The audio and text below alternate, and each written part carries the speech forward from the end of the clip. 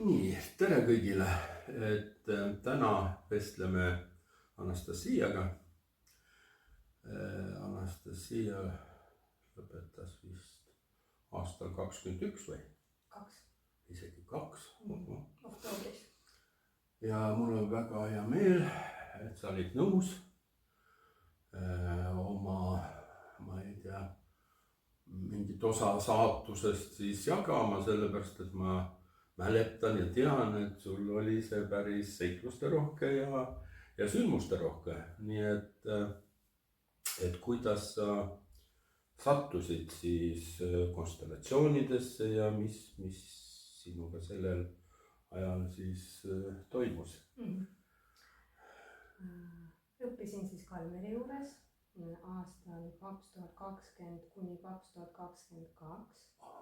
See oli meil teine lend. Ja teise 2 aastane. Ja sattusin, kuidas ma sattusin? Ma olin ühes psühholoogilises laagris, kus meile viidi läbi konstellatsioone. See oli siis 20. aastal. Ja siis läbi selle laagri need konstellatsioonid tundusid väga põnevad. Sellised, et kui sa esimest korda oled konstellatsioonis, siis on väga põnev, aga midagi aru ei saa. Midagi aru ei saa, väga põnev. Ja, selline mulje mul oli sellest. Ja no kui sa esimest korda pealt näed, siis see tundub nagu teater, aga kui sa lähed sinna sisse, siis sa saad aru iseenda pealt, et see asi reaalselt töötab ja see on väga võimas tööriist ja see asi toimib ja see ei ole teater. Ja kui ma tundsin seda rolli, siis ma sain aru, et see on väga võimas meetod ja ma tahan seda õppida ja kohe läksin otsima, et kus ma saan seda õppida. Ja hüppasin siis viimasesse vagunisse oktoobris 2020 sinu kooli. Ja... Kas sul mitte ei olnud mingi selline eelnev sündmus ka, et sa tegelikult kõigepealt tahtsid Venemaale minna? Jaa, ma tahtsin tegelikult minna Venemaale teise konstellööri juurde õppima, aga ma ei läinud, sest COVID algas. Ja siis mulle öeldi, et kuule, et siin meil Kalmer alustab uut kursust, et esimese lennu õpilane siis ütles mulle, et Kalmer alustab uut kursust, siis ma olin nagu kohe jess, et davai, paneme ära. Tuleb meelde, jah. Ja niimoodi ma sattusingi sinu kooli. Nii, kuidas see kooliaeg siis tundus, need, ma ei tea, oma liikumised ja seal on nagu teadmised ja on ka see, et tuleb ju enda naha peal kõik läbi teha ja praktiseerida. Väga võimas, väga palju praktikat, palju teooriat, palju praktikat, mõned asjad siiamaani avanevad. Ja see 2 aastat on palju teooriat ka, sellepärast see 3 aastaks nagu saigi, siis oli ikka tempo ma ütleks hullumeelne, jah.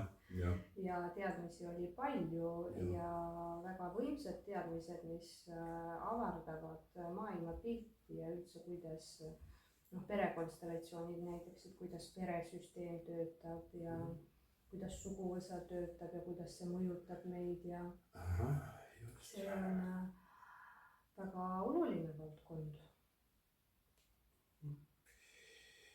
No õppimise ajal minu arvates tuli siis see teema ka, et vahepeal tuli see nõiasaade vahele. Jaa. Et ma pean siin võib-olla nagu infot jagada, ma loodan, et minu peale et ma võin seda infot jagada. Samal aastal õppisid ka Kirsti Timmer ja Merili Timmer, jah? Jah. Ja nad rääkisid su ära vist või? Või sa ise küsisid nende käest, kuidas sellega oli, et sa nõia sinna sattusid samal ajal? Sattusin läbi Merili ja siis ta otsis õpilasi uueks saateks ja siis ma läksin niimoodi läbi tema õpilaseks sinna. Niimoodi ma sattusingi. Juhuse saatuse. Ja see avas su elu või saatuses hoopis nagu teise lehekülje tulenevalt sellepärast, et Merili sattus ju ka sellepärast, et siis tol ajal nad suhtlesid Antsuga nagu rohkem ja Ants oli just vist lõpetanud. Ahah, jah. No nii et tegelikult elu täis sündmusi ja igasuguseid selliseid huvitavaid algusi. Sa ju oled ennast igal pool proovile pannud minu arvates. Jaa, proovin proovile panna. Mõnikord on proovi liiga palju, aga muidu on tore. Kas sul oli nagu õppes mingi väike paus ka, mingid moodulid algul ei õnnestunud käia või ei olnud? Ei olnud pausi, käisid ikkagi, jah? Nii palju, kui ma mäletan, ma käisin, jah. Et õnnestus nagu igal pool nagu kohal olla? Proovisin. Tundsin, et see on oluline. Et too hetk oli mul eesmärgiks,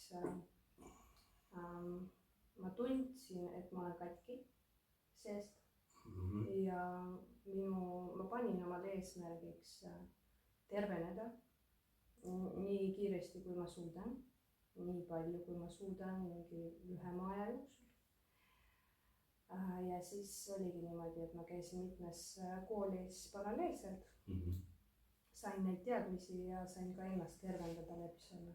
Et see kool ei ole ainult koht, kus saada praktilisi, teoreetilisi teadmisi. Ja kus konstellööriks õppida on ju, et see on ikkagi enda areng. See on enda areng ja lisaks sellele siis on võimalik saada ka amet, mis toidab tegelikult, kui sa ennast käsile võtad ja kui sa arendad seda teemat edasi. Aga jah, sellel oli väga suur panus minu enesearengusse. Väga suur panus. Isegi 2 aastat. Jah. Et praegu tõesti see tempo õppes on natuke tasakaalukam, et rohkem aega nagu teemade omandamiseks, aga siis oli tõesti, no ma mäletan, et ikkagi kõike pidi jõudma ja arvestuslehed olid vaja korda saada ja täitsa. Jah, pidime käima erinevate konstellööride juures ja nüüd tagasi vaadates, et ikka endiselt see samm, kõik see nagu need valikud, et endiselt sa siis ütled, et sinu elus oli see vajalik, oluline. See oli väga vajalik ja mida tagasi vaadates tähendab, et nüüd siis on aasta 2026, et konstellatsioonid on põhimõtteliselt 6 aastat minu elus ja ma olen aktiivselt praktiseerinud neid ja mida aeg edasi, ma avastan ka nagu uusi meetodeid, uusi tehnikaid, uusi asju kogu aeg. Aga mida aeg edasi, seda paremini ma saan aru, et see konstellatsioon kui selline on väga võimas meetod ja see on nagu väga tugevalt alahinnatud. Inimesed lihtsalt ei saa aru, mis see tegelikult on. Ja ma võin nagu julgelt nimetada seda üheks võimsamaks meetodiks, mis on enesearengu turul.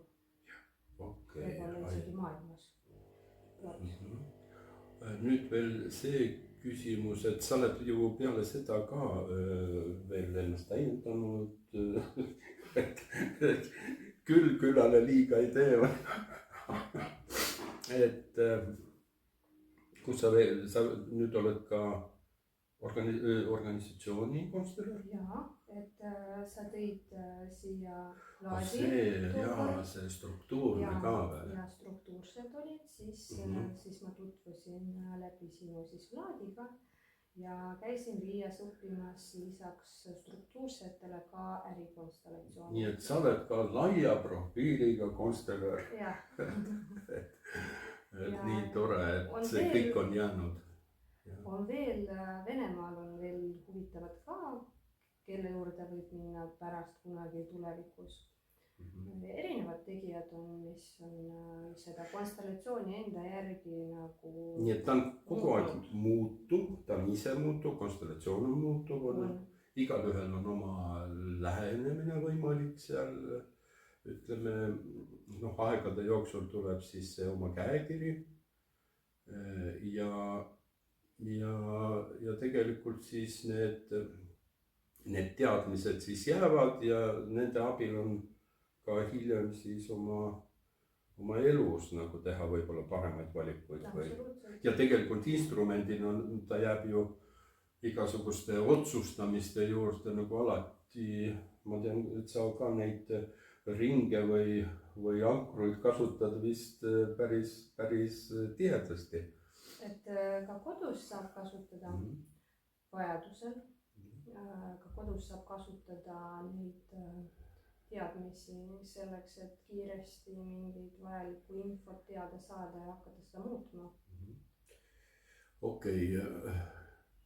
Aga nüüd, ma ei tea, võib-olla siis mingid sõnum kellelgi või tahad veel mingeid huvitavaid selliseid saatuse keerdkäike nagu välja tuua. Noh, mina ju ei tea, mis võib-olla on olulised. Ma ise rõhutaks seda, et võib-olla kõik õppes osalejad ei pea hiljem nagu konstellerid olema, aga just see enda saatuse ja enda elude valikute tegemisel on nendest teadmistest väga suur abi, et saad sa selle teema kohta. Seda teemat tegi mulle lahti Stefan Hauster. Ma käisin tema koolitusel, see on üks kuulus Saksamaa. Mina pean teda parimaks praegu maailmas. Et tema avas minu jaoks sellise teema nagu epigeneetika. Epigeneetika on siis selline uus geneetika teadusharu, mis uurib, kuidas, ütleme siis lihtsas keeles, kuidas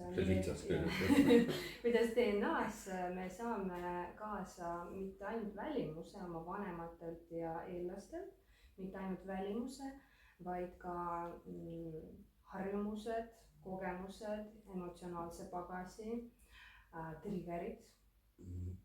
Ja need kõik on osa meie DNA-st. Ja kuidas siis me võime mingit asja, mingit kogemust mitte omada selles elus, aga kui tuleb mingi trigger, siis aktiveerub näiteks mingi vanaema trauma. Ja see kõik on nagu sisse kirjutatud meie DNA-sse. Et see ei ole ainult selline meetod või siuke mitte teaduslik meetod, et teadus on juba ette võtnud selle uurimise ja konstellatsioonid lihtsalt on niivõrd palju ajast ees, et see kõik on tegelikult seotud ja konstellatsioonid räägivadki väga palju sellest, kuidas need transgeneratsioonilised põlvede vahelised traumad meid mõjutavad ja kuidas me oleme seotud nende sugulastega, eellastega ja kaime nende saatust ja kordame nende mustreid ja elame nende elu. Et kuidas sellest vabaneda ja lõpuks siis astuda oma ellu, oma saatusesse, tunda ennast vabana, mitte seotuna mingite mustritega, mis on pärit aastast 1939. Kuidas elada selles ajas, kuidas olla vaba, kuidas olla õnnelik ja mitte seotud mingite muude asjadega, mis pärinevad sealt kaugelt.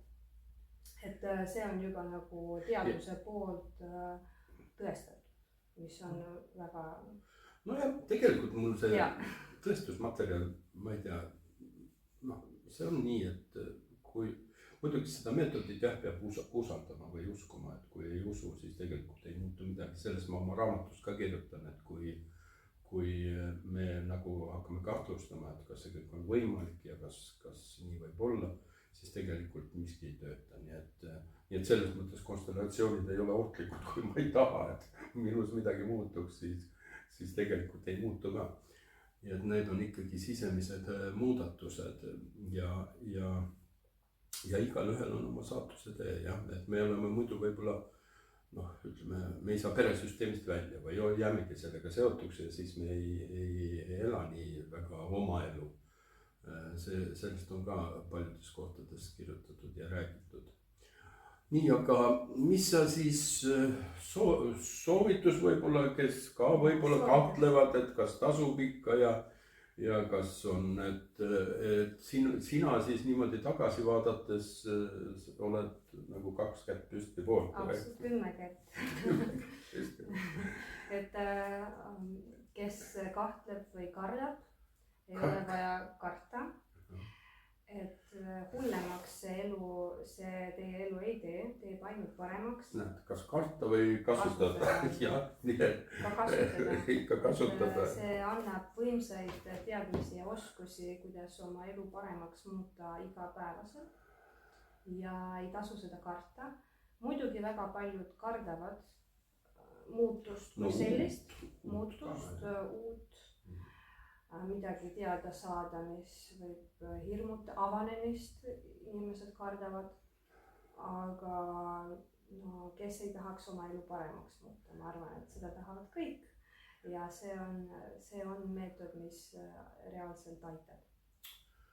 Vinge, aitäh sulle, et sa oled ikkagi üks nendest, kes päris mitu aastat tagasi lõpetas, et just sinu vaade nagu sellele valikule ja sellele teele, et see on väga oluline minu enda jaoks kas või.